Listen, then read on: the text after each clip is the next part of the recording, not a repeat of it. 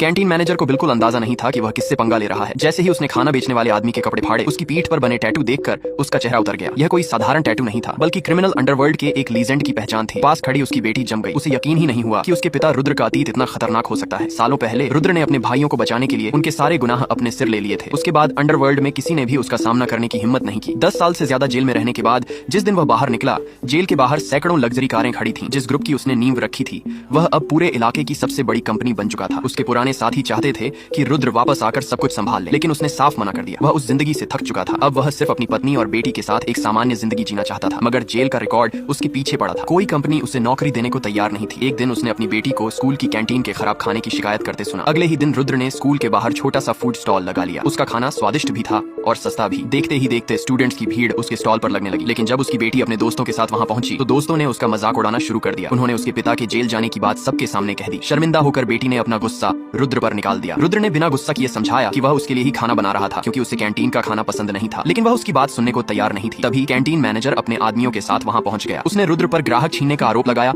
और सबके सामने उसका खाना सड़क पर फेंक दिया। रुद्र झगड़ा नहीं चाहता था, इसलिए नुकसान भरने के लिए पैसे देने को तैयार हो गया। लेकिन मैनेजर की लालच बढ़ गई। उसने अचानक $50,000 की मांग कर दी। रुद्र ने शांत आवाज में कहा कि उसने जिंदगी में इतने पैसे कभी नहीं कमाए। मैनेजर ने उसकी एक नहीं सुनी। स्टूडेंट्स उसके खिलाफ खड़े होने लगे, यहाँ तक कि उसकी बेटी भी पहली बार अपने पिता के पक्ष में बोलने लगी। गुस्से में मैनेजर ने अपने आदमियों को आदेश दिया कि लड़की को पकड़ लो। बस यही वह पल था जब रुद्र का चेहरा बदल गया। वह खुद की बेइज्जती सह सकता था, लेकिन अपनी बेटी को हाथ लगाने की इजाजत किसी को नहीं दे सकता था। उसने बेटी को पीछे किया और मैनेजर को आखिरी चेतावनी दी, उसकी बेटी से दूर रहे। लेकिन मैनेजर ने उसे कमजोर समझा और हमला करने का आदेश दे दिया। अगले ही पल रुद्र बिजली की तरह आगे बढ़ा। कुछ ही सेकंड में कई गुंडे जमीन पर पड़े थे। इसी अफरा तफरी में उसके कपड़े फट गए और पीठ पर बना रहस्यमयी टैटू सबके सामने आ गया। वह निशान देखते ही एक आदमी कांप उठा। उसने तुरंत पहचान लिया, यह उसी रुद्र का निशान था जिसका नाम कभी पूरे क्रिमिनल अंडरवर्ल्ड में डर की वजह था। लेकिन मैनेजर अभी भी मानने को तैयार नहीं था। उसने ताना मारा कि कोई असली गैंग बॉस स्कूल के बाहर खाना बेचते हुए नहीं मिलेगा। उसने टैटू की तस्वीर खींची और उस बड़ी कॉर्पोरेशन के लोगों को भेज दी जिसका असली मालिक कभी रुद्र ही था। बेटी को समझ आ गया कि मामला अब बहुत बड़ा हो चुका है। कुछ ही देर बाद स्कूल के सामने लग्जरी कारों का काफिला आकर रुक गया। काले सूट पहने दर्जनों लोग एक साथ बाहर निकले। पूरा माहौल अचानक शांत हो गया। मैनेजर उन्हें देखते ही आगे बढ़ा और खुद को उनका खास आदमी साबित करने की कोशिश करने लगा। उधर रुद्र की बेटी डर कर घुटनों पर बैठ गई। वह रोते हुए